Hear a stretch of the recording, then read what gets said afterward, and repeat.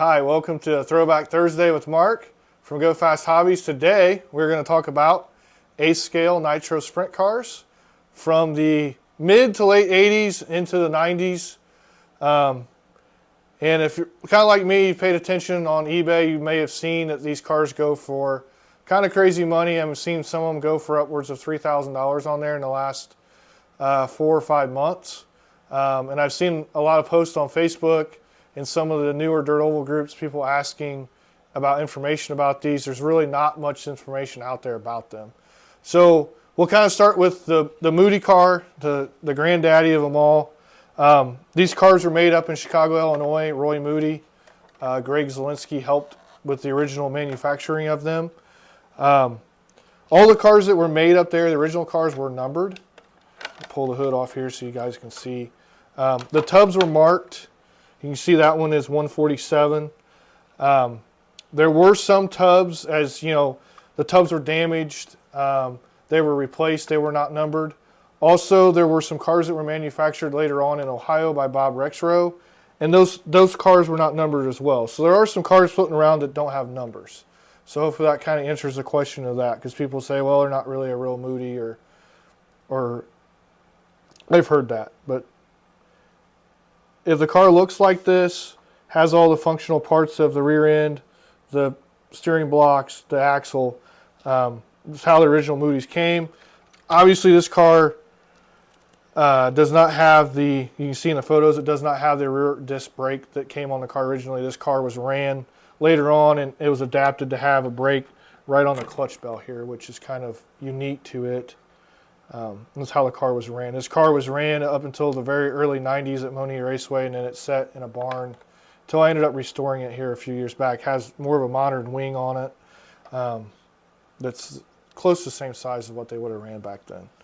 So we'll move on to this car here, which is the Canfield car, believed to be a 1988 to 1989 car.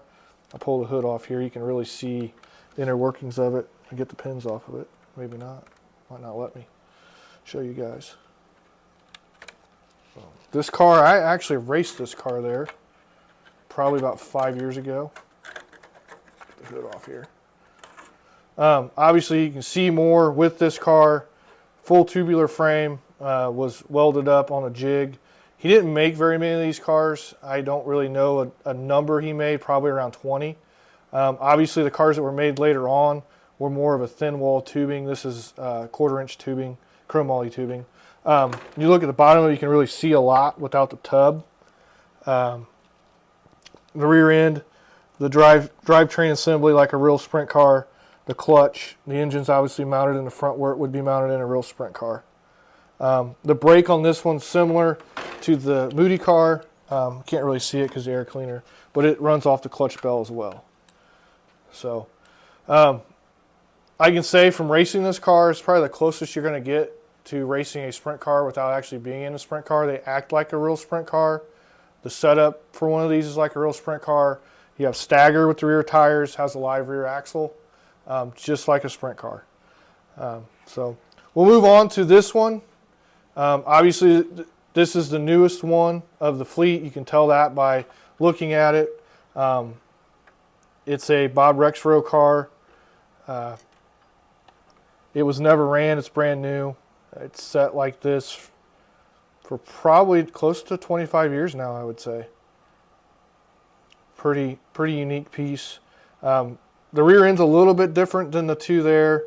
I'm not really too sure. I know the bearing support in this one's different and how it works. It also has I think this one does have the worm gear in it. I've never taken it apart. I know some of them later on had ring and pinions in them, but I know those two have worm gears in them, which would be from the original run of rear ends that were made. So yeah, it's pretty neat. The front axle is a 1/4 inch tube axle. It's got all the standoffs welded on it. Very similar to what you'd see with World of Outlaws sprint car with today's world. These cars all have foam tires on them. The last 4 or 5 years they ran the cars up there. They ran them with foam tires because the rubber tires were getting so hard to get.